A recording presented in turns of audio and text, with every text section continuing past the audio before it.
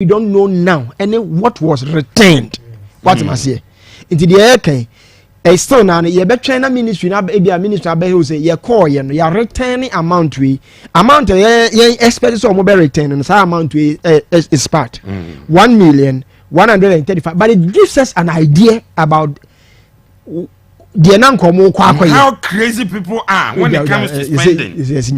See, it gives us an idea about their intention, what they wanted to go and do. And now, did they return some amount? Because as we talk now, amount that has been retained. Meaning what you want to say. In the group stages, that was what was budgeted for. And a quarter final bonus, no, yes. Quarter, no, you go 116 stage, you know. And no 116, yeah. Yes, it what the 400 preparation, transport and per diem and a group stages in Nkwambo na 3,707,000, which is 44 million Ghana cedis. Now about 116 stage, you know, almost budgeted $494,000 dollars for that. That is 116 stage. Quarter final stage, you know, almost budgeted 504,000 for that. 400. Yes. Semi-final and any third normal budget is 741,000, and anka yedru final na normal budget 1,225,000 for it. Honorarium normal budget $185,000. And all these honorarium bill. So when you detailed budget breakdown to any just the sum figures and I say summary figures into unless when you detailed budget figure na abeti me hunu say sika we beko it we need just a lamp summary figure yes na wako subtotal na ni enti ukikasika ni nyina boma grand total ekoye 6,946,450. Meanwhile dollars ministry no requested from finance ministry na sika ni 5 million. But ye releases Kanama Omono, ye releases 6,946,450. To cost lower was a release, no? Oko was equivalent of $5,071,840 dollars. Yeah. $5,071,840 dollars. But over now the total figures ni boma ekosi 6,946,450. I realize that in the Okuja to expose no raise questions are there will be request sika, but ska me my requesting the mommy more. So I didn't, but maybe some cases can a so. No, what they say, I'm the better say.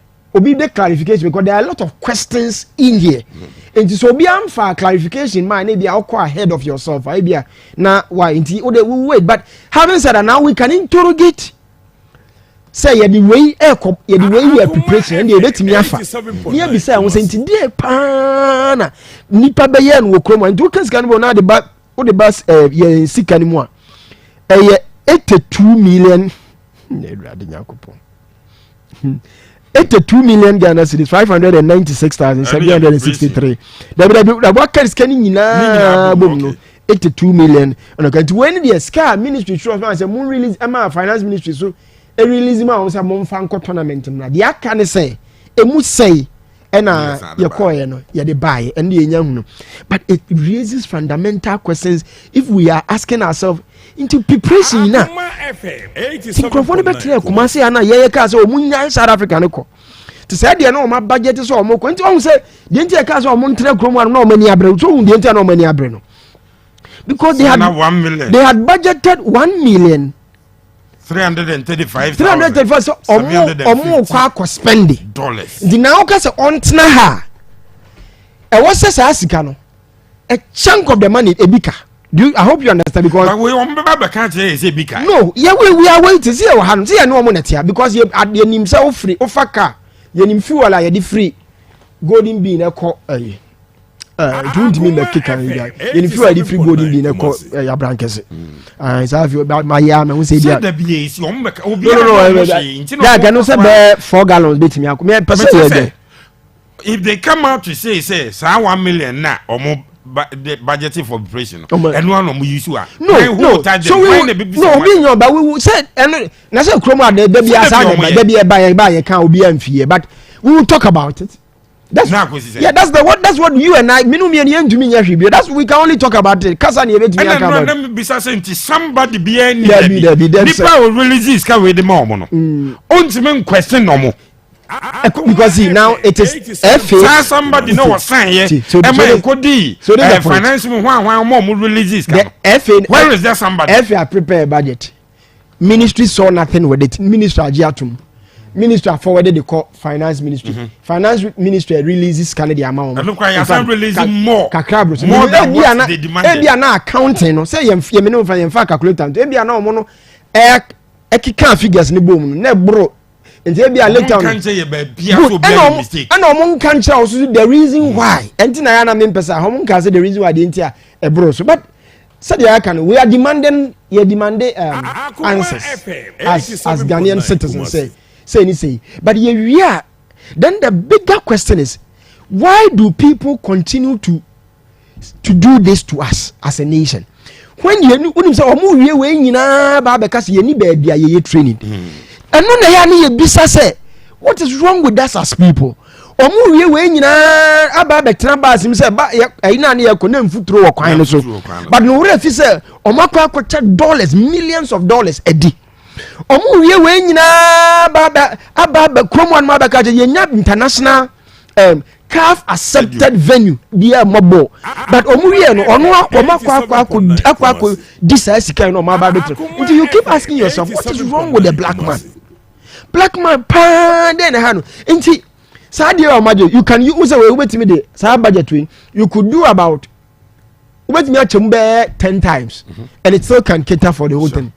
Sure. If you want to be prudent say sikani wana ya so we prudent pa na o ma o mate ase say ye kwa kosom o man no kakra wo say de be ma ye sa ko na ye ya ya sa e be sa abo abaso inti but people will team up near try say sikano inti. Now you get this obsession about you say tournament people are crazy journalists omo ye beneficiaries no mo so ni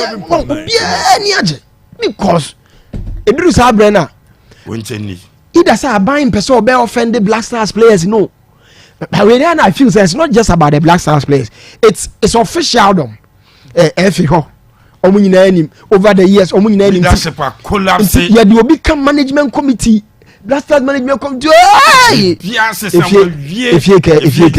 because within a matter of 2 weeks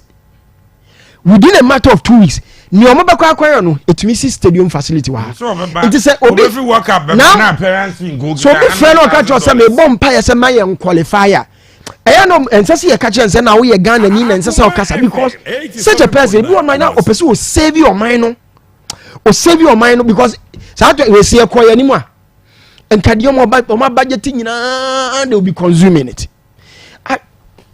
People are wicked. You can only say people are wicked. That's and no one I'll be to me. I can't mean country. Then because this problem, it's not like a nene started here. It's been I know minimum be obi person obi breaky trend no. But I hope one day obi be no break a Neil and try. But Neil and Teddy went to me and succeeded. Or no one in Crawford. Yes, went to me and succeeded. He tried because on the way because or block you be quiet. Yes, take it or leave it. $5,000 in the betria. He told or your budget one was it 2 weeks after or free. Or Muluzi no more far old budget now. Yeah, the 2 no mukopia. Even though no. I am when you approve. I say you share the new figures. Minister, I'm telling you the problem. Institutional obi benefiting to on wire and what's ye jai yeah but still figures in did that holo sir budget in sense 5 million and now we release me nim de my keka boom Akoma FM 87.9 na say mistake in bonu bia ya it made the bear 1 point something better so Obia so an question Bobia say adena addition we ko fine na say bibia ye okay obefre kwa gufri ana me de me joma me akura me hu hye dan famenti nana no mo yare oh nana no de o ma me yare da nana no de o mo ni me di ni ye abre nyina o mo ni me di ni ye but shisha wonga kran ne de na mu awuzia yes sir Ghana Sam kano hu Akoma FM 87.9 Kumasi na NDC ni MPP ni nyina no omo ani di ehwamo omo ani di ehwamo okuja to eri abri NDC emetra ba sendra what kind statement be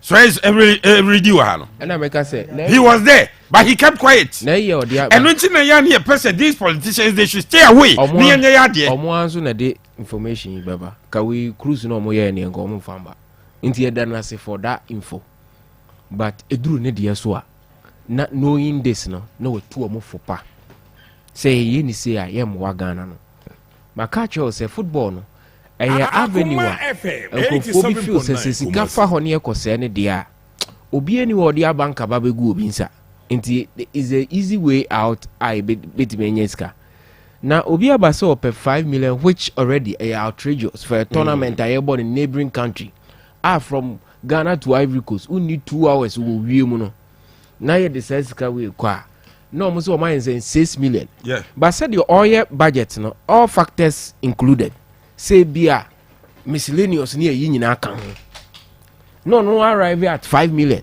5 million 71,840.36 Akoma FM 87.9 dollars and no more release 6 million wait, let me get the figure here. Almost release 6 million 946,540 dollars at the moment. Obi so up 5 million. Na seraf stage say group stage and say no much cheap stage and no I just say isi kan bebre aka but see it was kebi say ni betimi dia akoye bibia FM 87.9 and in the same light e betimi dia ya de bebo football but the thing is yem fanye I'm sorry. Me energy na me de kan Ghana asem no abusia my to say I'm running out of energy. Obaka would you sorry figures in that down. Yes, now me o difficulty kakra. Me o difficulty kakra nti na now boy when I projected expenditure and say actuals me tell DBS because we according to me problem the real budget yeah the core AFCON no so the budget is an estimated amount you want to spend the statement you person tell say when you the budget the kojis can but and yet you almost spend it is not what they actually expend they are yet to because I want to how much they spent. What I don't understand is we date now but we mind date now what is rough because I want me discussion now here pa na mean your date now 12 January 2nd and as a 12 there's a 2nd January on the above subject and the 2nd January second boom I say please refer to the Honorable Minister of Youth and Sports blah blah blah blah blah and obetro dated 2nd January 2024 yeah 2nd January 2024 yeah inti the edwetwema so the number 1 here or say sikana ededa you know the honorarium nice one yeah golden bean there no no almost say preparation enti me pese me tia say say sika no de no mo pese mo de South Africa no. So that was what was budgeted for that South Africa. Until initially they wanted to go to South Africa. Yeah. And my thinking is that this budget, you know, almost something that with South Africa expenditure like a count borrow. So yen kroma mo bia me kan kire so mo de 1.3 million dollars, you know. Abeda golden bean. We will not because of Japan. No question say South Africa no mo na flights account plans ni na eba. Yes, and then you free akọ enu nya ka fasem. Ka for de na ye wi a ni afra mo no mo de yina be fa yakọ. Enti flight na de be free akọ South Africa na ka ho. Yes. Hotel no mo ka koda. nata almost bibiana me my dream say my dream no I am say that is what was amounting to the 1.375 million dollars. Yeah. And what they wanted to go and spend in South Africa. I am not sure same amount because golden bean the omupompo esikroma. Yeah. Now golden bean Steve is an offshoot of government. Say for their go board for their entire buyer there. Me not sure so be able to inflate figures for her. I'm not sure any of the people at golden would think about that. Of course, no man am any there. Only say our first 2 days, now we'll tell you open to the public. Yeah. First 2 days. And a blaster place they say that they don't privacy because go for about it. Oh yeah, out to swimming pool obi ntwa picture yin say it no. And efe no e ka che o mo say ye pe hotel ni nyina. Aduane am beton nyina mun calculate nsa am beton ya je bibia. Abuja panyi me say she ka 1.3 million dollars na o pese Ghana ni na ti ase ya. And na kwa mo se dollar na san start cost ru bebrebe. 1.3 million dollars no. The conversion is there. 15 million. On paper now. Yeah, 332,735. So that is 150 billion. 50 million here, 150 billion. Me sure say 150 billion. So the man Raf on your state developer, but say yeah, a man 1.3 million dollars. Obet must something close to maybe because Kroma, me who die here turn East Legon as I ka home. Almost a 4-bedroom flat East Legon. No much for $540,000. Say we are what the property today. You ma $1.3 million in you know it is hotel view. Sure. And young primo be make say. But when the name come to South Africa, we assemble a free consultation ya dem auditors on my way. Yeah, auditors, but yeah, chuma just to say. Sasi kan omo se komode ko South Africa enie because budget ni omo ya che. And omo dwum no omo ko South Africa. It also omo title ni nyina as preparation. Yeah. Preparation abu so pani broad. Ti ni omo e wo hotel ka ho. Flight aro mo ba ko ka ho. Me ya sure cross place ne pay them. No me ko tell ya say blasters pay them $500 a day. Say $500 a day. Per day no mo $500. Abu so pani enti sasi ka we. Omo budget say omo kodi in South Africa omo ko da hotel omo bedidi omo be say me sure say transportation internal transportation any be bia ka ho ahaye omo baye aye blaster bus na police ni soldiers edi omo ni omo 87.9 Kumasi me sure crossing ko mo fred Dr. Chegwa Akoma unity oil sam omo diesel and they nim so mo toya but diesel dudu bia ni wa any hotel bia ni Kumasi ya omo be da ya ye the 150 billion another. And because no budget is $1.3 million no across South Africa. Me jutum be hotel prices South Africa and you catch Henry catch before the tournament say a 5-star hotel no book you South African obviously South Africa open Johannesburg and Kasa cities in Africa expensive cities in Africa. Yeah. Jobe account, sure. Luanda account, Luanda Angola, Ojanyoma board them.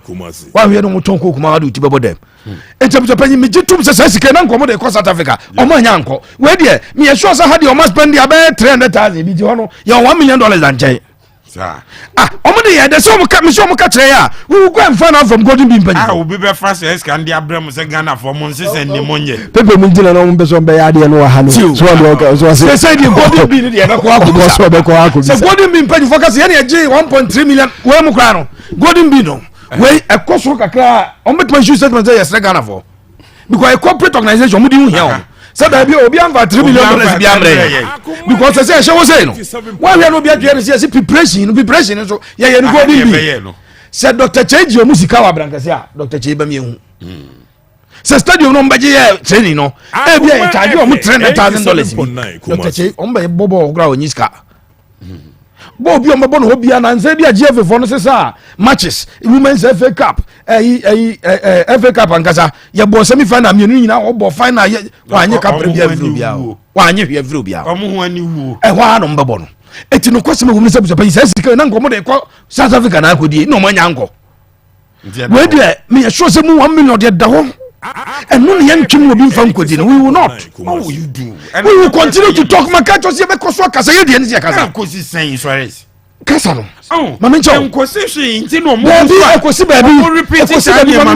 baby ekosi baby the court of public opinion eya adwuma pa na nya adwuma te se de ye beka se raf akọ court eti judge see a fine no 1 million o metua nda bi nya no bia ebra kosi nta chi start say ne refi the principles that yana Ghana for omru refi say yana em ya raf unim say in 2010 ebra yoko ebora GF office no the entire media landscape obi o ye radio adwuma bia defend kosi nta not a single person and no ye in support of the yoko for koye unim ade konja at that time kosi nta had demonstrated the spirit of serving Ghanaians no ye adwuma de Ghana for ebra decided so ye adwuma de man ho no kasa ye wo radio so no uti analysis pose analysis say no ti the baby no ti de ne kasa bebrebe wo ye bo num say ono kwa mpebo uti wo hwa analysis pose intro no oso no mpebo onye football fan o ka chezo mo footballers me say dia onim but ote dia na ekoso no decide say he wants to go in there with his tiger IPIs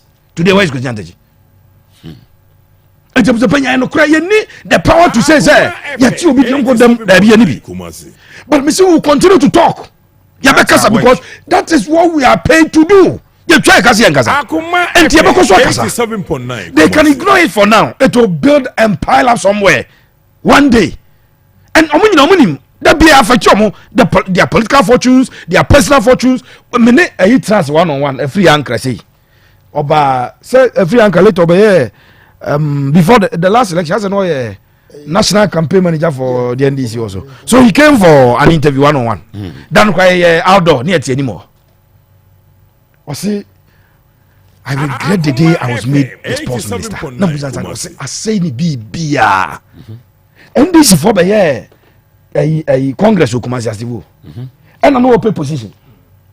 To be a microphone wakasa. Also microphone no who could be $100. NDC for who could be 100 no the microphone to no one day to affect you somewhere. We'll continue to talk. Yeah. But me say busia say sika we me need the power to go and bring the money. But me come Ghana for who say we budgeted for $1.3 million say they cost South Africa.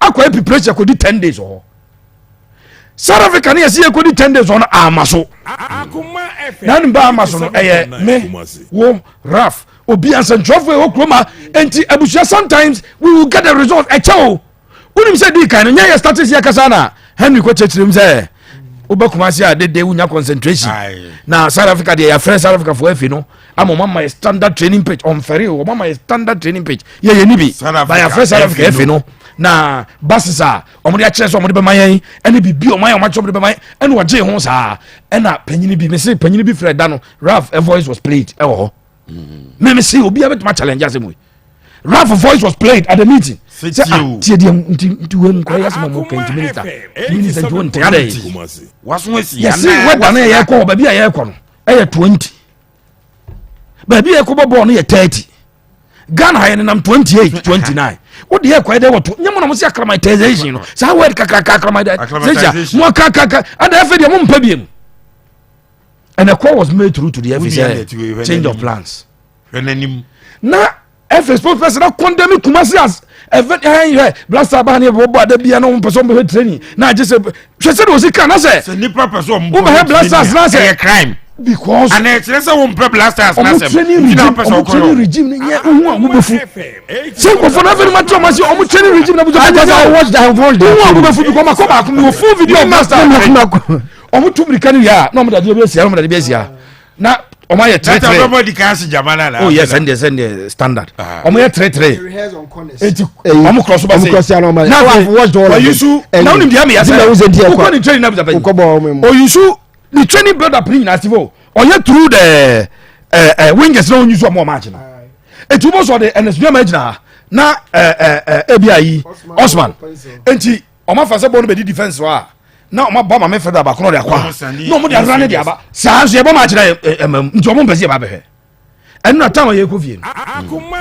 madam for ba ko Sahara o ye YouTuber o se Nigeria for o mo train o mo ye na Afcon ni nyina apart from somewhere 5 training sessions abako pe no mo media ma bi dia kan nyina it is open to them you can film it and do no record Nigeria for videos what post to ama Nigeria NFF na be hwehwe ne say o promo mu training na ma mu kromo fo nya bi hwenti abegye ni sika wow Ghana ni journalist Sahara no ya hwehwe na mani sika Nigeria for mani sika say na nkomu nya channel bi e be man kofo hu o mu training ni ade no eti ya hwehwe nipa kora enu na ye kofi ona na China ka say Charlie, I do everything. I post my content. Ghana, obey team hotel na. Niye pam. Na mechuma fo. Sen ko fo na dia me busa penyo mo ya no ho no. So mo nim se dipa hu training na. E dia be mbu baba. E to mo pese obi be hu training no. E tim pa cho. Training grounds so mo use ye e Kumasi ano. E Dr. Chase Sports Complex. Omo the blaster bus and the coy. Obviously, we use your security agencies now you pay something. Enti sika omo tuade ma police and military no. They should tell us. Yeah. Yes, I'm sure. Blasters there's so much. Would you say so much they should let us know. And as sika omo tuade ma golden bean penny for some me hu. Ye who say sika wi abusa penny. Who himself for the second half of the season here eba boy Steve. Aban betimi de nkom ko din South Africa dia ka chire no. Ade abeto Ghana Premier League say ye nchama clubs no mo league. What their clubs no say wo bobi kenkenjije. Me say sika ne ye auditing proper auditing say ya. The omo use to entimi muro $500,000 kroma ha ne o. Say sika we dey 1.3 na me say the ma contractor pa na ni aden na ma times 2 be facility ni am adam o. But yeah, you should buy 3, 4, 500,000 maximum. No krama titi bia mo dey mfa je mboto. 1 million na da ho. But dia kan dey say wo ho. Na buy nka say okay sika we. Enkere ko South Africa ko di no kwa. Ghana Premier League teams dey out more bre. Entimo dey ka $800,000. Bet power for sika mo dey buy. Ya ka say ati refidie. Ya tiwe em say ko ka 400 ne chama. Say no koto ball ni boot ya wo be chemo. Entini yenche dia ka chire no dia nkie ko di South Africa no kwa. Any boss. Dia nkie di South Africa no kwa yenche chire dia ka no. Enfama Ghana Premier League class. Ari pepe me no onyari. The fact is figure na ya ti kwase. To say this is what they intended. So mo you better Raf couldn't say walk up ready no. What they intended for the Akoma bono few days wa preparation UAE they have done before one almost $2 million few days no kodi wo UAE ansa ne yakọ o hwe sa walk up na almost $2 million omo nkosi dan omo ba yenye baby nye emomu nye training into what goes through their men ya dey be some say into they go through momo conscience as players as GFA as a ministry and to be to me can't no ade aye enye because she say ye tena ka mu ni baby aye koye training enti mama ye nse bibi ni yenye bibi na ye ntimi nya won fa so ye de ne de mumfa ma yen ni akodi ni yaba we have done this for 40 something years now Raf unim say the ministry confuses us more Steve. Item 2 on the air transport and per diem. Yeah. For why? Because it's the issue. The issue is that calf na flying teams no ko. Enti air transport and way no.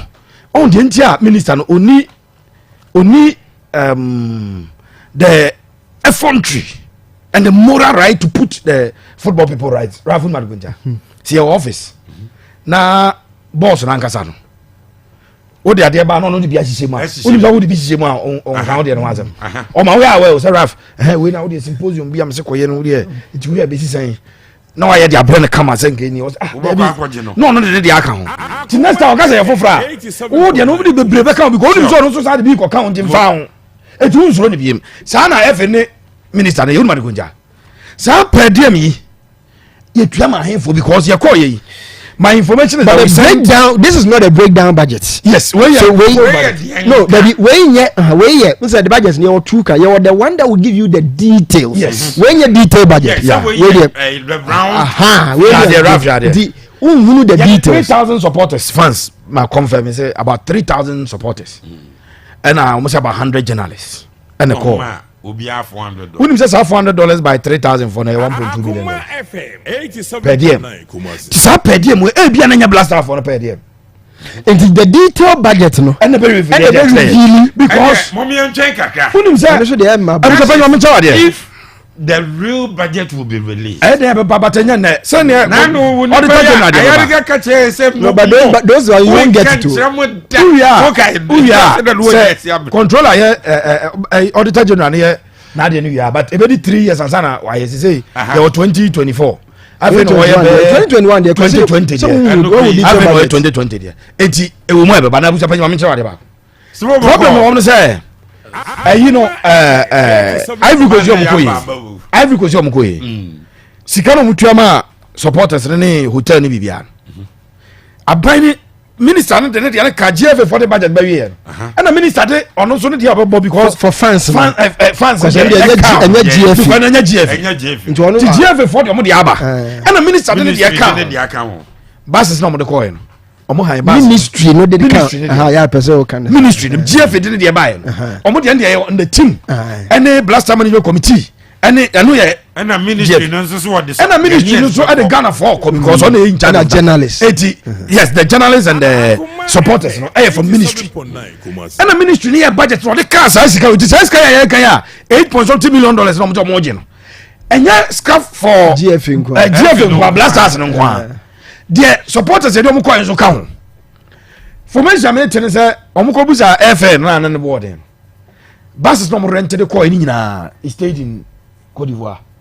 So what must I buy? Yes. Tomo rent buses na ko si ho na da bia ye tuaka. The only group of bus na de omo ko ba Porcupine Tertiary. Omo de na omo ko ba. So mo students be bring school ni ade. Tomo de match day. And branch dey wa ha Steve. Ayi Seraf. Wo se ye omo na ko ye. Wo no when je ko o se kati ye o mo de ye tuom o kan o se there were group ya ko ye ba wanu ne ho enya hwe he called I'm so jinisika de no so ye mo musika ba wanu ne ho me say size budget ya mo de amaye the confusion here is that the GFA featuring yes obi na ebo no nyum and ye feature obi enti FM de aba ministry de de aso ena akosi sasika no so omo ba no mo ya account na etimi don tokwa ba na no omo ko ba ko je for say be say when you sika na kasa de dia you the money has been expended but who is taking responsibility for that expenditure obi ase nyo no but ya ko church kana wi enti me say check the amount $400 no multiply by the number na yet is 3,000 eno nkwa ye $1.2 million Fred Ralph Wadamfu Mr. Ajim Emmanuel Nidine say NSC director apia Mr. Opafre Emmanuel apia say so nya $1.2 million Baba Yara Sports Stadium standard na ebe saying nobody is interested in say the stadium near dey bobo no ya bemba stadium no face left but we are interested say no you qualify you could this kana and the budget issue well sorry mama yen hold on kakra yen he bia with time you bring more information say the producer enso rewrem no e bia the real budget no ba beto dwanchu there let's hold on kakra nyansapo no ho but we can't forgo enra games especially the second game somebody I kept warning you say munya butru this is football Steve how did it go dey see ye dey say Ivory Coast omudi third e wo mugu am no kra no na so mo twen say BBC wo ba BBC ansi wo ba bi ansa na omo be yi the favorites to win the tournament in FM. What happened? I was going to America say if they are able to win this game, about one of the shocks about our this competition. And Rasana, I don't know, acquire pepe. When Senegal take lead, I felt say, and none of the an easy job. That's on Mekana, Pepe say, or Messom Baye. Sana BBC. And no share. A team 100% record our group stage qualification goals plus the points are more accumulated. And the circumstance that Ivory Coast they qualify. Yeah. Omuja manager crime will be made on the interim. And then the fact say players be an expect to almost say even if Ivory Coast back home and cry match will be dependent on those players are yet to flourish at the competition. No, we share a team award the luxury of tweaking system, changing players here and there, and yet Omunya results.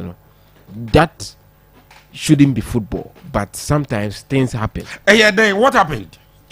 I felt say Ivory Coast. Then Ivorians ni ye. Then Senegalese na ntimi anhyehyɛ Omutimi holding on not conceding more because if if they had considered a second goal, Ebia. and career humiliation. So they considered one, but Omo decided say Nisi against Equatorial Guinea man. So they defended very well. So what's Omo plus on how they defended because Osha against Equatorial Guinea and even against Nigeria other games on Bona. Utimu say a quite dem bebree say so munya a clinical finisher na team bia working with purpose. Ombetimi ha Ivory Coast for no. But I know I was quite different as a they were fighting so hard to defend their new manager nana new manager bounce needed to me but they felt say they've performed below par. Yes. And now omo fili and go as you know. I don't share back in history Ivory Coast I was there upper hand anytime omo share Senegal I no more sanyo man. But your analysis and a bit me and narrow it down to this competition and performance over this competition. And over this competition, there's no way say now we pick the Ivorians ahead of Senegal and your mom. No way. No way one of those days are Niemana yem foresee based on the stats. I am present for football movie in the sea. That said, I don't know my Ivory Coast team no still and yet a team air grinded. This is a team now more back from the backdrop say and your man Koye. I said they were determined to do something. This is a team. Yes.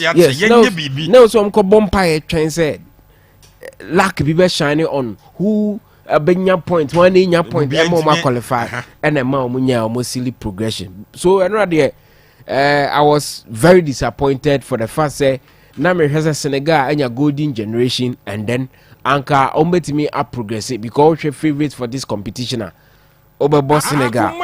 Those say start the competition because I share the last for the Ivory Coast back on, but almost start to this tournament, you know. Emma may revise me notes, you know. Still omonye team me better on them to win the competition. They've not convinced me, but say tournament no beji. These are the sort of teams that also you mufrim because some know all the potential to win the competition. And this is ultimately you mufrima. Yes, clear the way for them. Say a little bit of that energy level. Sustaining. It means the Ivory Coast. Everything akonenim. How much me progress?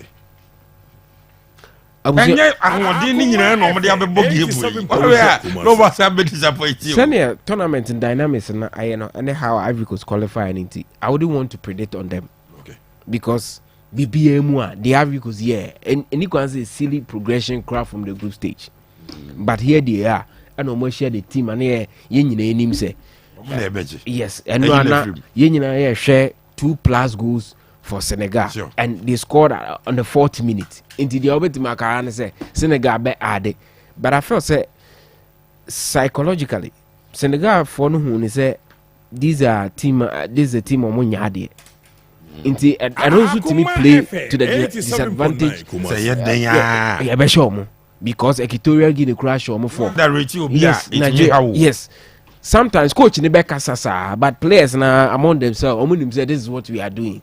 And especially Wasanko game as a first goal early on. Very early. Into a play to omo conversation, no. Say Ivory Coast in team will stop here. And then a feed into omo affect them. So competition is the surprises about based on ball now action. Teams be almost started very well in the group stage. Look at Equatorial Guinea, Senegal, and then Morocco started well their first game. Subsequent ones, you know, they have to force for a draw in the games. So, the competition we need there. It was a chameleon. No?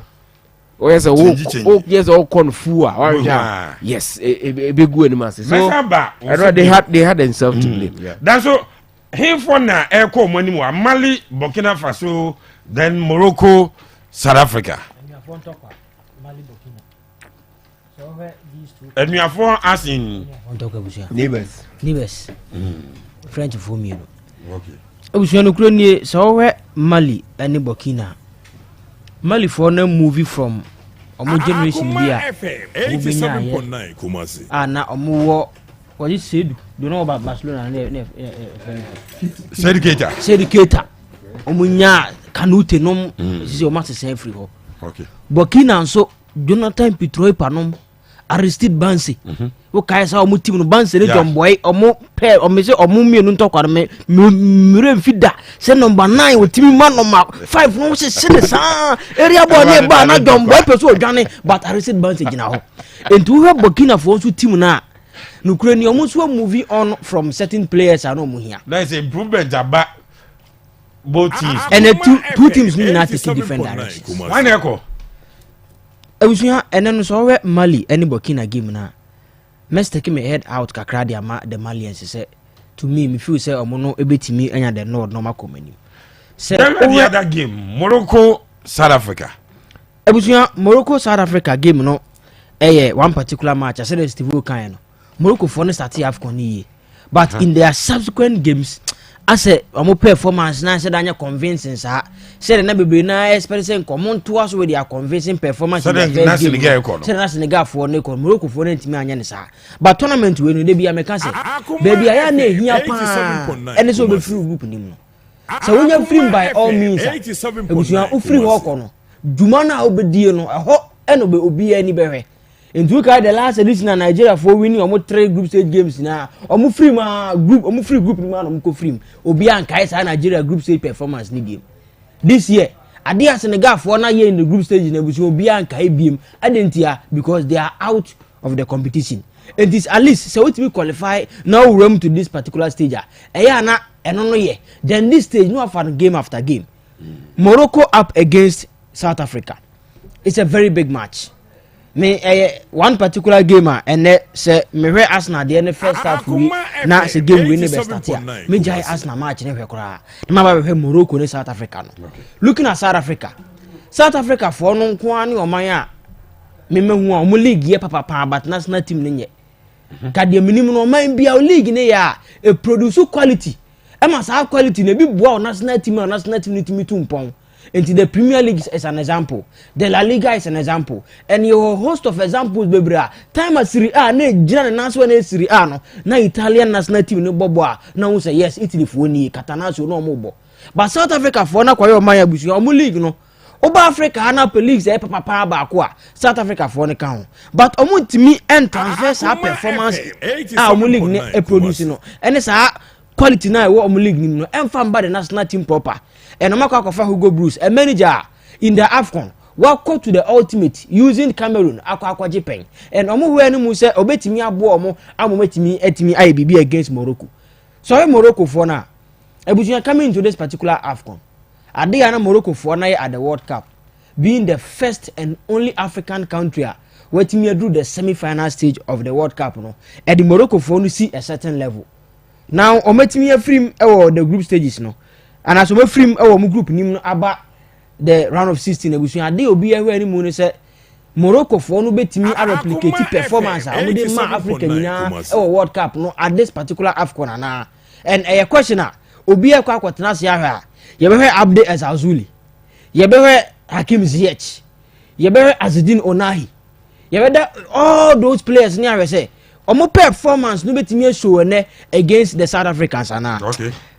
Ebusuya sa match we say no krom ni say in their last 5 games at South Africa for no any Morocco for na bono ebusuya na den de South Africa for no say go kura no metimi ase e ko ne say meko a win e de ma Morocco for no a win for say Morocco be share qualify Morocco beye a year ni sa issue we nan campus here but time beye a year ago and ye ma FE $2.5 million see if he work up by ska ye nyae no munye no monfanye project bi enfama oman na enfama football association do munye ma oman no ko munye enfama football association no be ya afidi kame bisa se sa project no obi ate ho nka akosi sen na ko obi ate se obi the blog bi ato baabi obi etu foundation bi wo baabi obi aye bibi wo baabi ni pa kro de sense kan ma afifuru de ebo yebedi sa asanu nkom ne mum kan se nyansapo ho ye de ba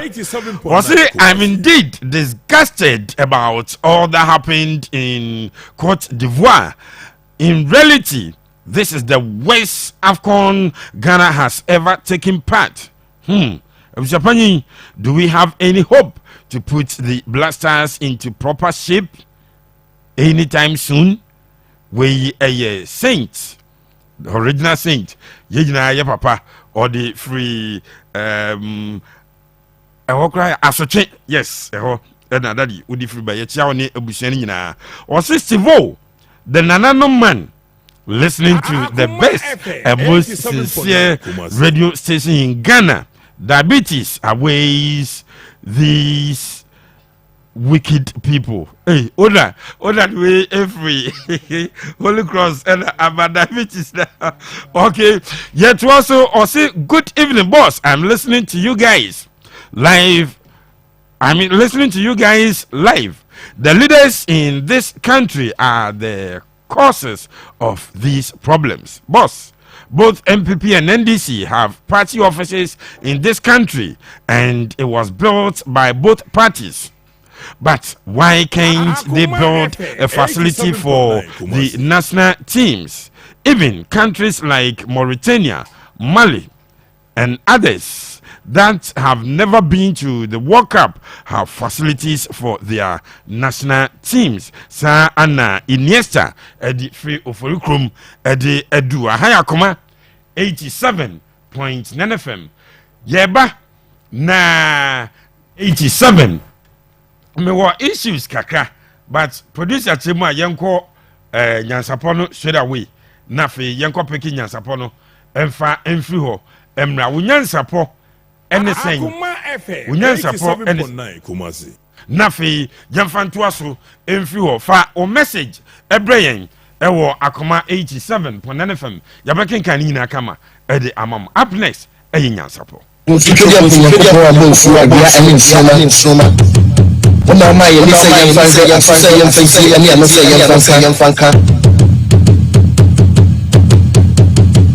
Yesem kwatiti nyansa ni amudi ya wasu no ontie owani no onhwe ya wano no onka we ani nyansa po we ani nyansa po wonso nyansa po ne say johnny yen ewa Akoma 87.9 FM nyansa po abononum apa ho sema ahaya Akoma 87.9 FM Saraf wunyansa po sa na nana mede ayibia sende obomodi na esho na yenhwa ade na kromu ha no.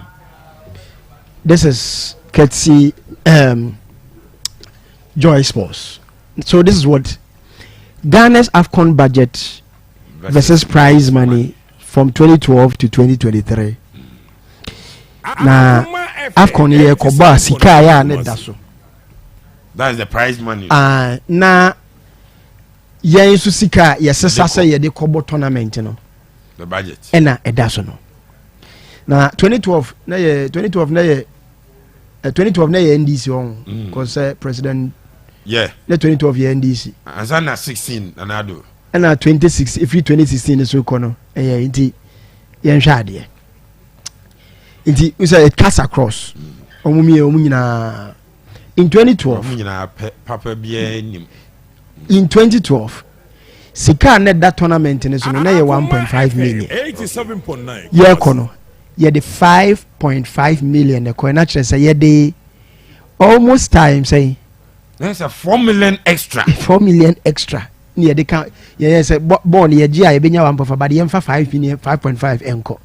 Wow. In 2013 na scan the that's only 1.5 and ye term $5.8 million see they call AFCON.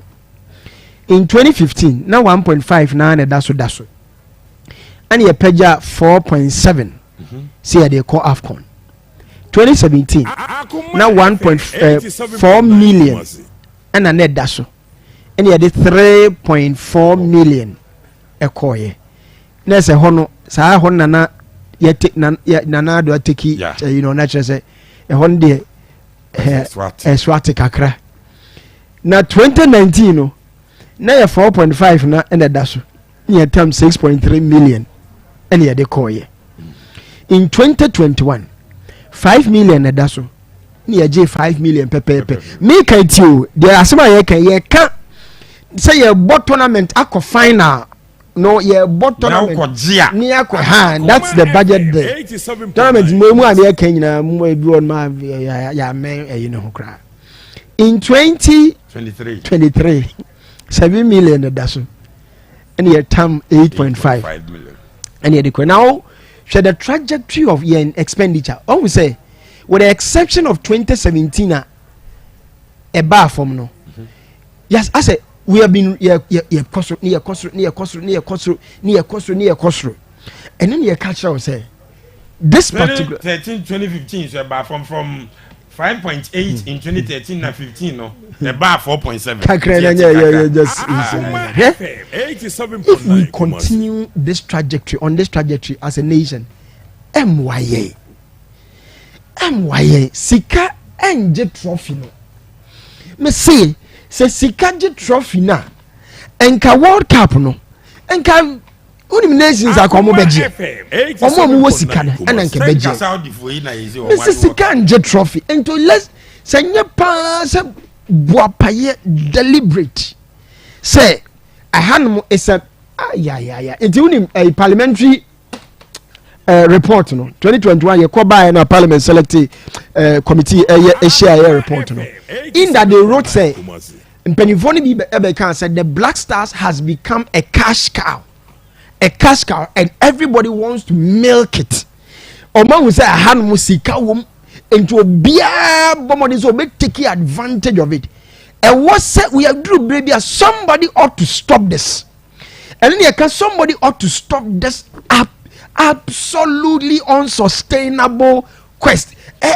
yesikadam na ebobi obia oye budget ka cho say ye kwa akwaje cap na babia they knew very well say tima ye warning bra ye bon okrom ha we ntumi nje trophy but no krane say omu ntumi nka enti de oye say ye kwaje ni agiska ye kwa ba ye beba no neska ni akwa akudi ni nyina na say ye kakra bi ni ye de return are hosam oh yeah na say wanye careful say na when you atata ni so you cry for the nation because if you look at this projection then by extension the next AFCON ebekono once again allocation be sa akosro and we are doing this at the expense adia ye nyina se be de manyansa ya ne ka se nyansa ni say yeni baby a Black Stars ye training yeni baby a yeni standard stadium a ye bobo CAF ehu ye mobo e na omoma ye conditional approval e ma ye de boy ye ball so adena ya no we are asking ourselves and it cuts across political divide so clearly but obetimi de just oppose ni me what they make be ha say ye ma 1.5 no waje 5.5 so they kwa ko tournament na 4 million no obi susu asan am say ampa monye nkona munkodi na momra and na na me bisa sa somebody na wo so ma me it's pathetic na me dey marry hosem ni say normally ka obi a reasonable person bia oya ade to aso na nye ya na ni ba na ho so no take a step back no bisa say no adai na sika ya tuwi yem focusing divert sa sika no into developing a local game no me ne wo ka say me say and South Africa for call manim chain South Africa for ball no enye foreign based players na ebo Egypt for AFCON so omuji nyina no most of them were predominantly local players at that because league na nkasa no modu and so omuyi players free mo ba it doesn't matter say one a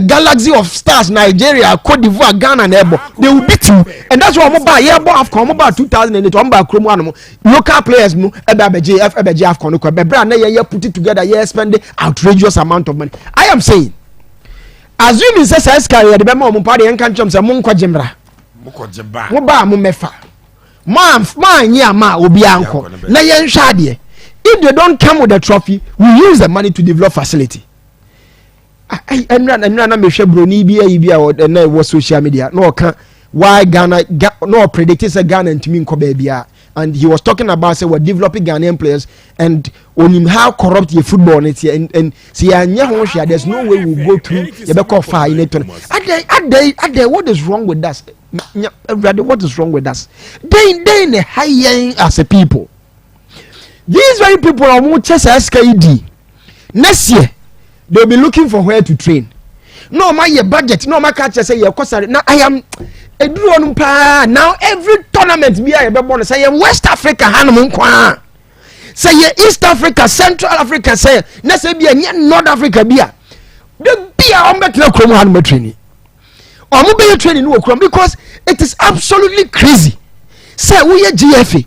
Now we need standard facility you develop so ball. Now tam no why budget boom wa konuma kwa ko chane modi. Sabi no my money no ma ba betre kroma no ma ba behwe anim. No we communication director timi enya the effort to be telling us we don't have a standard facility over here. Inti South Africa from your mom dey my. Sabi day when you were talking about this now ref say wo ko cheska akodi. Mukwa obi agye ne budget obi ata so e na ade aye can defuse so munya let them talk. Oh, but one day, I'm telling them, one day somebody will take them on. One day there will be accountability. One day they would vomit the money they've been at the expense of the development of your game. It is a reason why my country said no football person loves football in Ghana. Yani ye standard. Satam or hini jamo ye bono. Nesi kedi anim. Omo na ye omo ye na bana obodi nse mo ma be ye bi kwa nyante tu money di obebo omo asata na sika bia ni hono, but they were doing it for the sake of the love of this nation. But then now omo benya dollars benya, you know what they have been doing is that this is the cash cow ade ani nie obi antware de no obi antware de, because we have had successive government who cannot stand their authority and say ye game ni dia yem sabe madam akraba ko me pese me no bo Premier League clubs na con relegation last season. Senior, after 5 months na salary na salary no so a hoje na nduru 1000 Ghana ni emfa ma no 5000 na nduru ni emfa ma no 5 months no to no da na Premier League na make yo oyonko be tam sa ska na omukokodi wo ho no. If 10% of the amount is even given to local players, will be paid them $500. Yeah, tell me the amount. At the end of the and the annoying thing is that and yes, Omuko lose Omuko ya no massa guye ni massa what extra issues and no cranny. So we are paying for their embarrassment. And only idea no. Ye tiesi kebra ene animguasia omuge enye se resource nkwa de ebi on be ko emasem enurosem opa akọ report nim in the parliamentary report they talked about juju in camp new men nimguasia poto tantanta no makogu ye nimase no masa atam ye sike do mu wi a no bia sa ba be kan se hunu de akere ye say if you have Messi or you have Ronaldo tell me. I mean, why are they not countenance into football? No, you decide say you pay attention to your local game. No, so I've concerned no more. Mon fan ton time baby. Now you bring your local game and you just local players and you're motivated enough to go and compete. So media money dreams enemy with little resources. When enter. Because Nigeria say one day opportunity will come. When you build people on the right, what you need their mind on the right perspective, they will still do what money cannot do.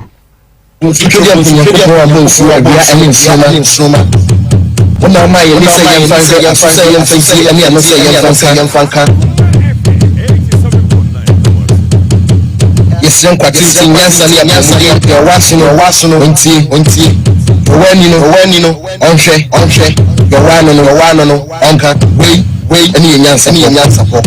Hey, and it's a rough and support. One so unyan support the saying higher Akoma 87.9 FM. Yan support. Correct, so unyan support the saying. Ebushamedase. And minyan support no very simple. Me expect a bemum penny for the president to be specific. Say among country F4 say someone for a comprehensive report on India the last 2 afcon akunyina ye nim guasiaba coach no mopa mon ko hwehwe mun ko fa Pep Guardiola mra yen approve se betu aneka ebusuya Ghana ko afcon mienu ato aso a ni nyina group stage ni afrim under this government so ye kwa ya no mo se ye kwaje o mo se ye kwa kwaje huge budget ni apeja ye kwa kwaje sere fam ye hui ni atam ska twitwiri die yes ye kwa kwaje de aba ni asoa ye ho nyina ni ye kwaje aba na ni nyina akoye ni mguase ye ba ya efeni ntimi mfo emfa statement ma so Ghana fo ye ko se ye ka kwaje na amfa ye sere mo mfa nche ye gu ma ni ni mo ase mo mfa nche ye se ye tutu nyoma ye se nyoma ye omunya bida ye ko ba ya omusi coach no enko ye team roadmap mon ko fa new coach mra within 2 weeks mon fa na busuya within 2 weeks mon pa coach papa mra na omo de aba ye say ye nya coach ni de na no ano no ni akọ na the same thing as asi this time I must say the same thing after your last AFCON ye ko ye nim guas ye Ghana ye person ye qualify na for say Ghana fo nyina akotwen na Gambia ni Cameroon ko draw na we ni we ko ye say na we answer na Ghana it ma qualify ra wo sem we ye ko ba ya ministry in the statement by na the better see abaye ministry in statement nim no mo say e wo mo say your last and I say your recent performances stress ya sa nanso ye ko ni nyina ogidie say ye betuma akwa ye bibia ba ye ko ye no amfa na stress ye mbo no structurally e weak asema ministry in statement o me de ba abonten no so I'm expecting them say so mo ankasa gia to me say fundamentally any structure there's something wrong with our football now and your coach in asem they should tell the FA say mo ya search okay any problem with my search but mo nya mo coach ni wi a mo amuntu an de ka say sa dey fine na say mo ni wi coach ni kana say this yen and e be this approve an be ba dey a mo fa de ma ne hunu de ntina ye last 12 for ni na no aye disaster sa na ye hunu na fe the next step I was here to say the be bo Ghana football ye ntimi mfa so coach ne de obeye adwuma ma Ghana nti no the ministry cannot say that I know what you mean obeye adwuma ma Ghana not the FA Ghana aban na efa na adwuma nti Ghana aban na yesu tua neka na say sports ministry you know through them na ya yetua so they should tell people to say somebody coach na mo kan ba yen approve say mun tua neka ebia they can tell them say stop this seize this but so mo sha me yefa na adwuma wie dia say aban ni jane everyone so mo ye source no mo wi a no mo didi na kuma e ho na bia ministry no betimi asori agina say stop this nonsense that's the point abusuya but sadia no mo nya e jini dia akodi o abusuya mo nya e na make mo nya e say when na ejai no e no question no enfra be mumra the president ye aban hwan on kan tro mo say masa mo nya de mo ye abusuya de na ya homiti o enim go say eni enfri presidency mra on country sports ministry ni die before ni na se masa munya de mo ye die nti atu afọ ya ko nyina ye mguase no mo fa mra mo me ntena se ye mfa ho plan den nti na sa afọ 2021 amfa 2023 amfa den na mo anya ni ye den na next time ye ko ye ni anya ni ye se sa nyoma ni nyina anwie does the president care about what is happening kan kuma coach bia mo president e fa no ho bia ko fa no ebusu ya wo se fa no ho because mo born no mo de politics Nancy no more me yiba minister ba ko kan say World Cup 2-1 me boa only your politics into yourself fan ho because busia coach ya ye kan every for no coach or you proving winner at least 15 DNA no or DNA no one coach in 50 years e busia sa sika na ye kan e be $60,000 a month so ye kan no $60,000 a month no say any coach ni sign 2 years contract na check $60,000 a month 2 years now is the car you better to agu at the end of the day better connect AFCON ni asa ko free mu say ya group say you say ya ni asa ba ni asa te another group mun ko pay different coach mra yes am wa yen enti na ebusu se be free abema ba e free abemu mra he should tell them say mu ma yen tira se asoman say dia na wo fro mo a mu nyina mu sia ye okay say breakfast meeting no mu ye sa meeting na mo corporate bodies no obi an first camera Ghana ko World Cup na from mo ntira se na mo kan jom say Jack last 2 after na yakọ nyina aye disastrous na nya ne nko a ye junior teams nyina so ba emfa ye ntira se mo ma ye nwene ye hwedie nti ade na ye ne mfa na fe mo starting nya nyoma ye mo hye nyoma ye ma ye ebusuya no sa na ye hye nyoma ye wie na fe ye se ye fa coach aba ye nim se ye fie ntutu ye nyina wie enti ye fa coach amana be handle senior team na ma ye na movie on na nya once ye nya fuma dwuma no ye nya hwe ye se ye fa coach aba coach ni e de ne ba na ebusuya onya magician on to be not all of a sudden was saying a ball in complete and see Akoma FM footballing DNA meanwhile DNA na kase ya FM 87.9 yes see a coach I am footballing philosophy no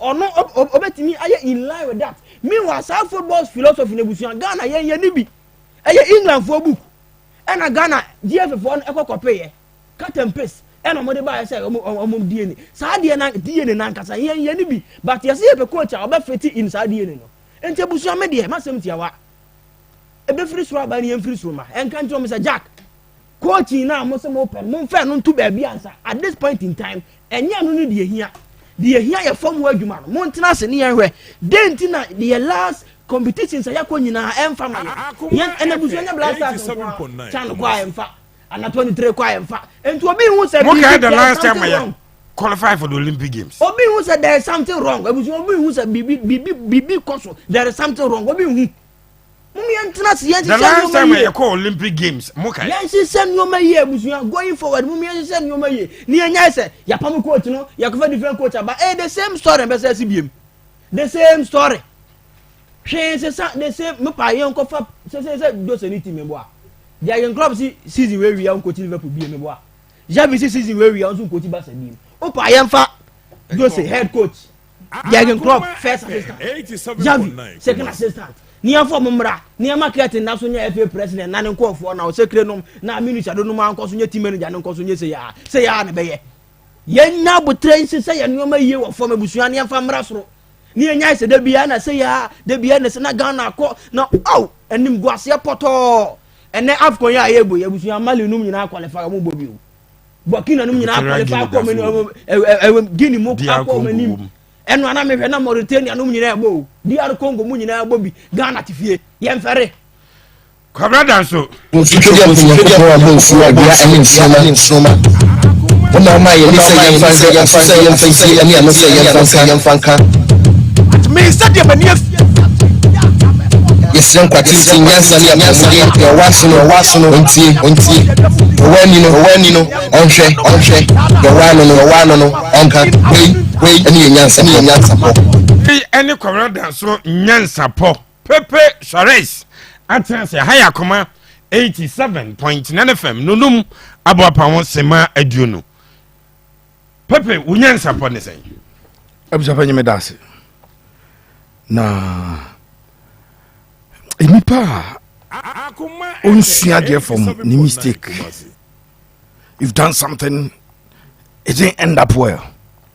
Now usan you now repeat being consistently you want to do the same thing and expect so benya different results say nipa ko no or you're very weak in thinking ne thinking capacity is very weak into me expanded the scope who say say dey we no na me ye and am ye mistake into there be mame enya na foforo na ampacho mama document bi say fato page no so na etiefo amu ehwe Facebook Akoma 87.9 FM emra emehwe document na yade ato aye ka ho asem me da se pa emza panyi we aye Ghana Football Association so person who mobo aye and the fact that there is no hope in sight you mo tai cambro fu bi kire say there will be light at the end of the tunnel bi o ha obi afam saa wo light bi ada. It does not necessarily mean that tunnel be above from the other is light. Ubet ma fatana no ya na musa for the 2 years in the NBA. And years eketwa. So person we who mobra way or see roadmap set for the next head coach of the Ghana Black Stars. I was thinking I'll see something fundamentally different from what we've been doing over the years. I say artwork aketi jai eba yenya artwork na refi say am so old school no ya or the tissue paper ni nyoma no ko gu ade bi so de ne ho to was achievement. Yes the young FA president asi facility e Mauritania me say facility ya say na say player bi pra e Mauritania area o ba bia any countries around ubetuma ba surgery o 87.9 Kumasi o masik baako a mo friend football clinic. It is not necessarily clinic aye kwaja yare o, but baby when there's problem in football you go transit go fagin, they call it football clinic. Ni yonko FA president esi no. Me FA president no in 2024 oche football boot at my professional footballer. No acha football at my professional team. Yeni mo hwe ni yeni so person team ese wo ball. FA president ni say ball a good side to the level say professional clubs in Ghana cannot buy football. So it is for the FA president to buy football for professional clubs and buy football boot for a professional player. Also a farmer. So just a man penny to toss a camel. But also a farmer, never happens or a farming. No. We a farmer. Yeah, we no see him for national best farmer award or grand farmer. But I say just toss a camel, just your toss for the mouth. A chill, so would do such state now. A chill more brand new. When the lives of Mauritania are celebrating monumental achievement, we are celebrating tissue paper.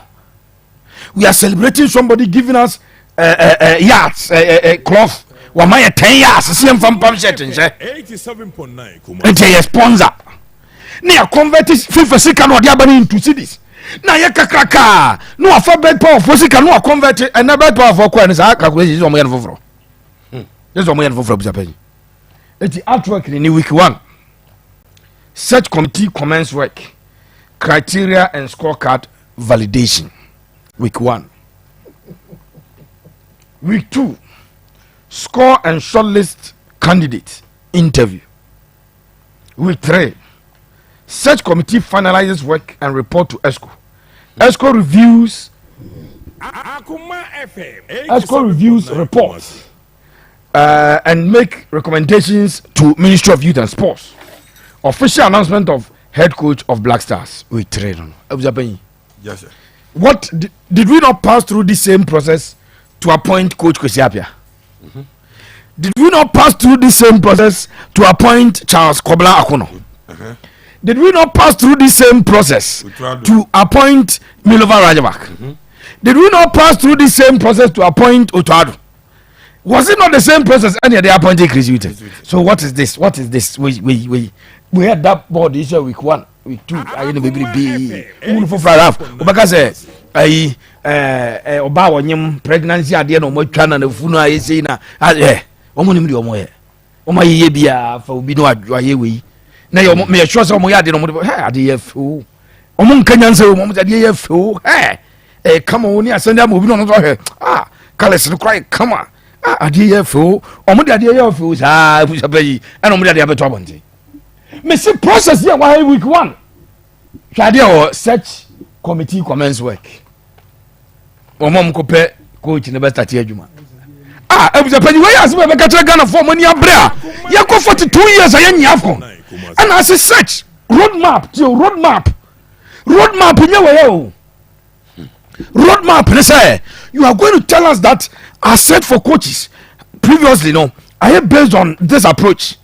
There is something fundamentally wrong with that approach I used over the years. So now we have decided say there is a paradigm shift. Yes, shifted from Ebra committee for Agua Trase ni anum tia no pano ni abompa e Ghana so dem pai dem fe ni agro Ralph bompa ni start no de yase nyamensa ni anum ti kakra ni a start eti no mumie num henfo na apply ni ya printing nyina de aba okay we mo yehwe mi we mo musika ye ntimi ntua we okay ene ye anso hana ye betimi de ni abu no ni aye ni near the Akoma school, na school na him.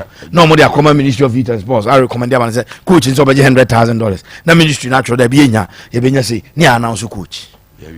Now roadmap for the next head coach of the Black Stars. Me say, we need a roadmap on how the sinking Ghana football will be rescued. Ghana football, the state of Ghana football today will be rescued. Ghana football is in a ditch. We are not thinking about that roadmap. Your roadmap is the next blaster coach. Now, so the next blaster coach search the first year students me and some Lego. Now for me, no can you as a coach. I remember you going to me. Say, yes, yes, appointed coach. In fact, Jeff, official, you know, say, my information tells me so far about 39 coaches in the application. ne ya print na mo hwem Almost more apply crowd more for some ya mbiti. ya print na mo hwem na obi a mo adwom say tisi etu osisi ase de kwamna ka yi crop cry ese oja adwuma yi Mourinho ni adwuma Ancelotti na ngo ko Xavi so ne boafu omo appreciate adwuma wo ye ono ko se ka season no pese oba ase ni afre mu nyina ni no makasa yes Ferguson mes technical director mo no maba we adwuma we ne be rescue ye I was opinion uni me problem the last few days they are ama Akoma koso ne say they are not appreciating that there is a problem. Yes. Omo nyin to say problem o. Omo say BBS. Omo adwe omo say you change coach na no ano no. But me say you change coaches in the last 5 years you change coaches 5. On say sorry. Eye na nke bia. Budget no ko ya na esi da bi mo anye say nti ye mfa mmamo. But irrespective of what happens, or ye huge budget no near san credit be out to so the amano. Nti where is the problem? Then esi. Nti eno na me say you be ko so abre because if they are not appreciating the fact that there is a problem and that the problem goes beyond coaching, so let us do a comprehensive investigations, a comprehensive work to establish where we've gotten it wrong over the past 42 years so that we can fix it and get it right. Yeah. Until somebody will bring that. Now I'm telling you about the same old story because coach in the you know see any coach and I'm searching for a coach today. Abusha Edens are who's dear na den won Makado ono na boy am I searching for Otuado ne ba man Dabi Milo den na Randy Dr. Randy abi Chris Uti dey we had na chairman of that committee why blast time in committee am yakọ work up aba mfa why blast time in committee am yakọ Afcon ya still yes one on be coach my still yes one pe coach man asa na blasters ne papa japa de ne dia sa na nanu ya ayi opoku arfo akura bi omde ko brilliant science and math quiz so mo ko no nka ho first year nti oti akire ena mo go ya no ba ko mu ya den ma mo na akura no sa ade no so ebusa o ne science teachers na te ho to otimi answer question no correct na mo te ho na ti na no answer mo ni ko se nzo ngo yebi na ma yin to wa answer questions yet is still yes one go answer my say be on nkwanda. How can an incompetent person lead a search for a competent person? Dynamics let say we won't know adwuma hu so we ko po bi onima adwuma ma possible FIFA for na nti omo ntimi ehu ya mobo kakra say omo abepe e bia ko Portugal nanka omo pe obi a waye football administration first degree bi no mo na ba se ko manage Ghana for ball ni ntua ka omo ntimi nyama ye FIFA for ntimi nya za de ma so we appoint people to come and manage our football for us. Any of the serious football nations, they will appoint one person to be in charge of their national teams. Ghana offer under 15 boys under 15 team now. Your management committee member 7. Offer under 17 now. Your management committee member 7. Offer under 20 memo. Your management committee member 7. Offer under 23 your management committee member 7 offer chan team local your management committee member 7 and offer black stars your management committee members so no akomma 17 20 23 black queens chan ni nyina yo enso but oko ebi at say Germany you one person who in charge of national teams any time Germany man 17 for na ko bo ono ani say Germany diamond shot ko bobo on nipa ba ko pe o ya adwuma nyina o produce results ya de ne afa nipa be ya produce results we are not thinking through how we can change that ya nyine sa am japani dan sapone say kwan no mo de nam so ne kwan ne nam so ne de there is no hope in sight. We are continuing with the same processes and we will get the same answer. Let me end on this note. Rafi, a science teacher, was young mapa. Makato is a scientific process. So if you follow the instructions, now we are scientific processor. Our chimota results na benyan. We come se cheduma se. SHS for no ɔmo science lab ɔmo so kɔ hɔ na ɔmo fa ɔmo pipette na ɔmo fa burette na ɔmo so wei ni ɛpɛ speed up chemical reaction tiɛ fa na ɔmo yɛ the same thing a results ni yɛ nya na kyɛ mɔta na ɛno ani yɛbɛnya no sɛkyɛ mu ase results ni yɛ nya wɔ pɛmpɛ na ɛno ano bɛnya wɔ fantipem results ni yɛ nya no Kumasi high school na ɛno ani yɛbɛnya wɔ Isase Botefo. Football is scientific and the processes that you pass through ɛbɛyi results no de ama wo deɛ nkyɛ yɛ mu bitumi predict na wonim sɛ Rafa nyɛ nkwa ne yɛ predict sɛ Blasters no bɛfiri mu first round mame ma exclusive supporters na ɔmde ɔmo kɔɛ no nyinaa ɔmo bɛkɔ akɔhwɛ Ghana ne Mozambique no yes na ministry no testi obiaa sɛ obiaa moaboa no nneɔma no obiaa moaboa no nneɔma no nti Ghana supporters ne yɛde kɔɛ no the ministry sent a text message to obiaa sɛ obiaa moaboa no nneɔma no na in fact wonim sɛ sɛ kɔmo da the next day na nɔpa no na nka yɛbɛtua ɔmo hotels no ti ahomakye na ɔmode bus no because bus no ɛwokuro no mu na ɔmode obiaa because wokɔ stadium yɛka kyerɛ sɛ boa ho dada ne yɛmɛsere nkɔ ɔmo akora nim sɛ process ne yɛnam so no results no nie ɛnti sɛ panyi process ne yɛnkyɛngyi no no mese sɛ scientific process ne bɛkyɛngyi a sɛ results ne bɛkyɛngyi a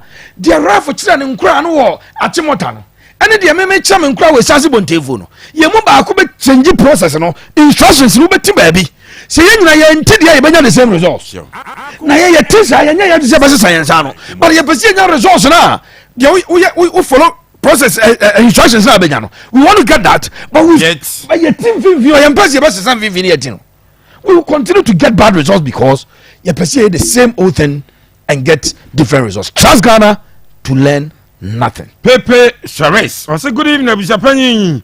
I am Elder Kweku Ajima Boating, lecturer, Presby University, Kumasi.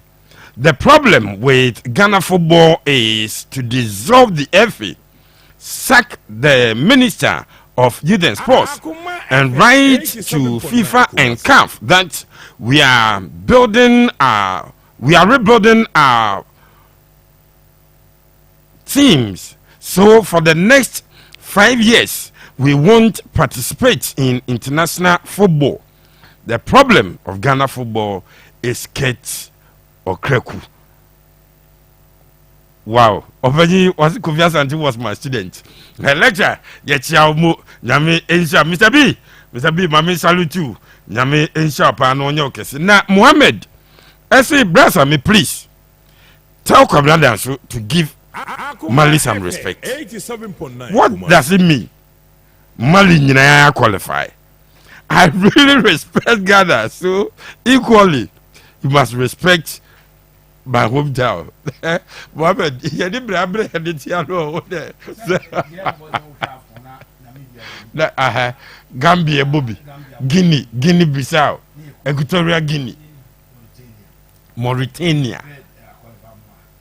Mohammed, Yatiwa, into the Mali, why? Say, Obedi, as saying, was it based on the amount you've read to the public? I think Ghana is cursed as a country. But for that macho man at the GFA office, I think it's high time we talked sense to him. I learned every blow he throws is equivalent to $5,000. Say, Obedi. The investigations also I don't know. Okay, also watching you live from Kenya. Say, Japan, good evening. We thank Honorable Kujato Ablakwa for revealing the details of the AFCON budget. But next time, we expect him to use the same energy and vigor to do the revelation when his government is in power. Extend the contract in their mom. Because my test of my chassis say Justice Bay. I know some other players. So I don't know how far. And $100,000 for me, for a player, so we lose player free there. Any autona. Yeah. Now $20,000-$30,000 square. Yeah. That is my first comment on this matter. But it be another boy na assurance obebo like obe extend again. Football was morality, but on moral grounds, this is a player. The Ghana Football Association Discipline Committee, any appeals committee, finding the guilty say what drop paper so could bet. Yes, PFA with the support of the World Player Football football body, no, appeal cast, but Kotoko fought the case on their own. Kotoko paid their lawyer and paid all the fees and Esenka. A branch did Lamte in it. I think on that grounds, if Lamte signed the mass and Kotoko Biema, and it's in place because Saban by and Kotoko, no Tuchina. Especially because the other 27 players or so, I stand to be corrected, not a figure. No, or more quay on my appeal, no, through PFAG, no. Now, a yin gown, lambing gown. And you been a coach Tomene Ashgold for. Yeah. They failed to take advantage of the caste system. So, poor cars, I could push it, no. Or more transfer, yeah, quite appeals in the idea, no more full of a court. And to Salamte, and Sanyakot Kona. Under an administration, or decided they will pay the charges and go to Casa. I think Omuma names a 24 months ban or so from football. He can also consider that and says okay, then he wants to play, but that's on the moral grounds. Yeah. So the contract is no, Phyllis. I don't think in Ghana anybody can offer how much Kotoko is offering players these days. Yes, has it, but the possibility of Oko has, and then in recent times. Okoji title and all of that. As I'm saying, has ensured that any in pole position to be winning titles and all of that. In Tibia, the boy may want to stay as a Santecoro, but yana agents and so like around. An agent can come in and tell you, say me do free Kotoko, call Libya, me do free Kotoko ha. Who bet me say, and I tell you, yes, uncle about 3 years, uncle about 4 years. Ebia says man, but in 6 months, he can't accumulate. Yana does pa. Lamte tia so have be $30,000 wajibi 20 almost 20 omoko ye your friend say per diem any idea yes omo winning game this can be anshada masa if all things being equal he feels that nyoma ya obetimi extend it about the makotoko $100,000 in there abuzia ohwe ya na na some of the blaster players no ya mo the case no say ombeka jonano Jonathan so ade no musori ana ye babia ye bobosi Jonathan ye ko here or Anas Libya yana mo compare and clearly when you do what just a position at and say if your quality is not good enough to even play in lower tier European leagues top leagues in Africa be with your top leagues in Africa no be Europe baby Estonia Belarus be se won timi nkobo na ye kase kotu Inaki Williams oba let go Madrid who go to no kwa be eti no your problem what's the house for ama almost Raman and to us to ti dia bone na house folks support some dia yempanyi for no more na house ade dia bone no dia yom omo kan ye nyina yempa chewe almost want to us to the hwe met to us house folks supporters they almost start no omo committee a omo mu nkotodwe mpa chewe no mo record sandema akambe budo obi abu nkotodwe na mo mfa mo nsangu mu tie sere mo mfa ebo nche ya ye mo bone mo no mo record no mo ye na mo nya bone ade nkofo ye mo nya bone na wa ye obi no be na wo nya bone a wo kopa chewe sade bone a wa ye obi ne se wonni ma de krobat de o ye obi de so opa ne chewe woni obi bone opa ne ya fa che me se woni obi bone ye opa ne chewe hwe samba na wo ko chi as raf si what the post match da ye bo match wi a ohun problems wo tim ni nyina ne opponent ni de nyina o ko next match na lose no asabe ka say oh this game they say obowie ya no asa ko lose no problems no house of folk no mu didi agro za no eso mo nto aso bafo osei twafo yawo otoso mienu eye abrepo hene bafo 8 years show no de was say Akoma Sports you are number 1 in Ghana bafo yada say erade enhia onte wa hene enum na oma bibia wo ye bia no enye asumje na bibia enko kama bafo yada say nyamisha was say please ame find out who created the English word honorarium. They always comes with huge unacceptable top Ghana money in only GFA. That is also found.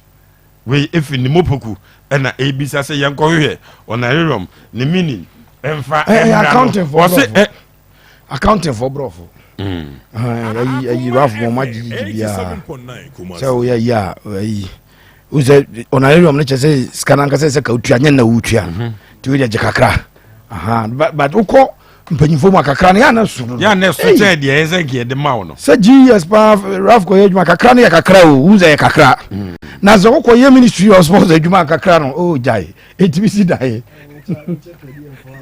dollars when they say pay abra ni pa ko 3 wudi say ni pa no ko dey obi na oji pay do 5,000 go nya na juma hongo if you are paying 5,000 for spending 10 days somewhere how can that be on a radio great joy appear saying or saying good evening abusapanyin listening live from Adisha Market. Good work. Thank you very much. Ose Pepe Suarez, more fire. I am watching you live from Germany. Isaac Akoma and Asadiwe. But which country is Ghana? Wonder Boy, or the way Efri, Paris, and Abba. Good evening, Bishop. In fact, what I see is that the GFA has saved their budget on one of their external drive. Anytime Ghana qualifies, they go retrieve and edit it by inflating the figures. Kate is a shame to Ghana football. Martin Kofi and Adiwe Abba say he must be prosecuted. Okay, Thomas Doche. Thomas, as I said, I will always say it. Oh, we are just building big mansions in some people's stomach. Hey, Ghana pa, what we are just joking as a national AFCON. The tournament, the winning prize is 7 million, and we went with 8.5 million. So, and so ebisa I'm sorry. Yes, mame enye sa enkaboyi enfa influtina na fawi yakai boy and say odwani echem ewo Kochi Gary Marvin Hospital Junction nyame adoma Thursday 8th February 2024 and Madam Abna Ejubi aka Okete anase Nkontia na edin pa na born to be a motos Mr.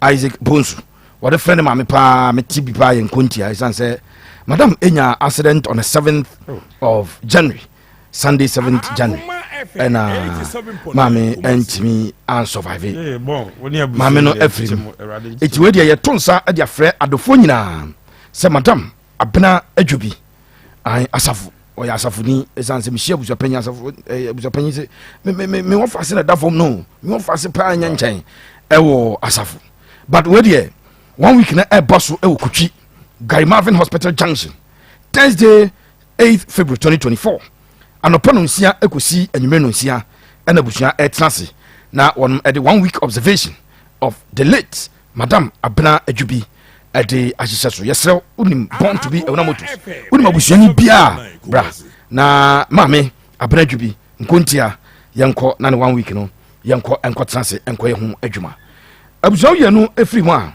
Aston Parliament enso eyie kɛseɛ pa na ato Aston Parliament okay sɛ yɛkɔyɛ commentary wɔ Aston Parliament na yedi etimi di fufuo yedi wow Madam Adwoa Kunadu Majwa Choba Sanu Bia friend Majwa Choba de wa bia no ti Ashtown from CPC I was only di e wo hoda Majwa edafom eti Majwa Choba e na edafom na abusua nyame e ya doma eye no enhyehyɛ ni nyina e basuti akwa ni mo a wo ye patron e de ma the Ashtown Parliament ne maame ene Majwa Madam Adwoa Kunadu adodo na friend Majwa Choba final funeral right na basso Saturday 3rd February ewo Tafo Municipal near Estate Junction ewo anadwumadi na basso na Majwa de me say Majwa Choba Aston Parliament for wow me sure pa say ngofo difufu ewo Majwa nsan enya asem keto ti na me adoma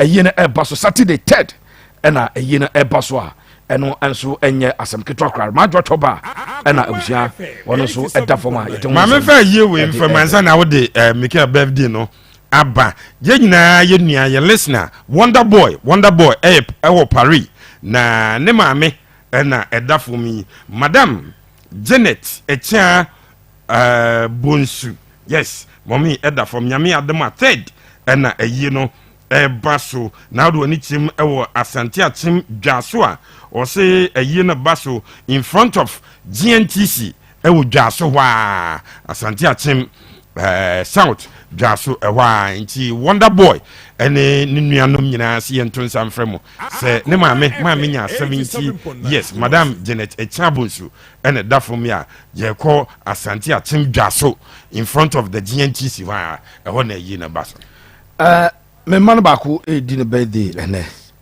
na birthday sen chinche pa anya agrokra yes show amakwa yewo John Williams who just getwa yes champion Mikel abrante da dawo master Mikel Jamfi Ampoma yes obafia obi afen Kofi Mikel is 9 years today. Wow, he's 9 years today. Happy birthday to you Mikel Jamfi Ampoma. We efi onana antisi afi o papa mu nyina wo fa mu nyina o maame mu nyina mama Sandra mu nyina obi a mama Esther ese ye nyina kasafidie so na yen wo show happy birthday. Mikel Jamfi Ampoma is student John William Montessori School or BS is confuse more class 4 o kakabo ma bi o no ano Mikel ene your birthday ese unyini ebeye panyimpa na yesere nhyira bebrebe ene ne JP at ema nyansa ene nimde ene yesere onyankrompo twedi ampo sɛ Mikel Jamfi Ampoma onyankrompo emfa enom. Okay, also Japan honorarium is payment given to professional services rendered normally without charge from elder Kwaku Ajenim Boating already a lecturer at Private University and honorarium that Mr. Wobokuda Ubisano Wabeti Mose Bushapani here in US. Our soccer federation is responsible for everything soccer